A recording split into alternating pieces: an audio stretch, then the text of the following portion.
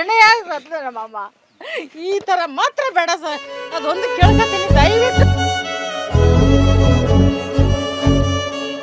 ಅಂತ ನಾನು ಕೊನೆ ತಂಗಿ ನಮ್ಮ ಅಮ್ಮಂಗೆ ಕೊಡಬಾರ್ದು ಹಿಂಸೆ ಕೊಟ್ಬಿಟ್ಟು ಎಲ್ಲರ ಕೈಲೂ ನಮ್ಮ ಕೈಲೆಲ್ಲ ಸೈನ್ ಮಾಡಿಸ್ಕೊಂಡು ಮನೆ ಹರಾಜ್ಗೈತೆ ಅಂತ ಇದು ಮಾಡಿ ಅವಳು ಭಾಳ ಹಿಂಸೆ ಕೊಟ್ಟು ಇದು ಮಾಡಿದ್ಲು.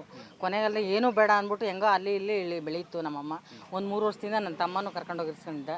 ಮೊನ್ನೆ ಆಘಾತದಿಂದ ಮಳೆ ಎಲ್ಲ ಉಂಟ್ಕೊಂಡು ಮನೆ ಎಲ್ಲ ಇರೋಕ್ಕೆ ಪರಿಸ್ಥಿತಿ ಇಲ್ಲ. ಕೊನೆಗಾಲದಲ್ಲಿ ನಾವು ಸಾಯ್ಬೇಕು ಅನ್ನೋದಕ್ಕೋಸ್ಕರ ಕರ್ಕೊಬಂದ್ವಿ. ಇಲ್ಲಿ ಕರ್ಕೊಂಡೋಗಿ ಮನೆ ಬಾಗಿಲು ತಟ್ಟಿ ಕರೆದು ನಮ್ಮ ಎರಡನೇ ತಂಗಿ ಬಾಗಿಲು ತಟ್ಟಿ ಕರೆದೋದಕ್ಕೆ ಬರಲಿಲ್ಲ ಅವಳು. ಒಳಗೆ ಪೊಲೀಸ್ನವ್ರು ಕರೆಸಿ ಇದು ಮಾಡಿದ್ಲು.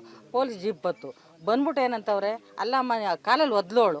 ಅಲ್ಲ ಸರ್, ಪೊಲೀಸವ್ರು ಎದುರುಗಡೆ ಕಾಲಲ್ಲಿ ಒದ್ದ ಮೇಲೆ ಇವ್ರು ಕೇಳ್ಬೋದಾಗಿತ್ತಲ್ವ ಸರ್? ಕೇಳಲಿಲ್ಲ ಇವರು. ಅಲ್ಲಮ್ಮ ಅವ್ರಿಗಾದ್ರು ಮಾನವೀಯತೆ ಇಲ್ಲ, ನಿಮ್ಗಿಲ್ವ ಅಂತ ನಾ ಎತ್ಕೊಬಂದ್ಬಿಟ್ಟೆ ಅಮ್ಮನ್ನ. ಯಾವಾಗ ಹಂಗೆ ಅಂದ ತಕ್ಷಣ ಎತ್ಕೊಬಂದೆ.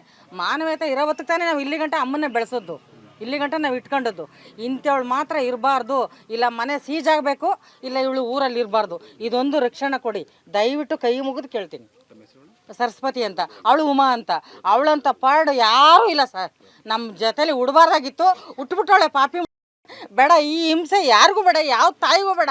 ನಮ್ಮಮ್ಮ ಕೊನೆಗಾಲ ಸಾಯೋ ಹೊತ್ತಲ್ಲೂ ನಮ್ಮಮ್ಮಗೆ ಸಾಯೋ ಹೊತ್ತಲ್ಲಿ ಬೀದಿ ಎಣೆಯಾಗಿ ಸತ್ಲು ನಮ್ಮಮ್ಮ.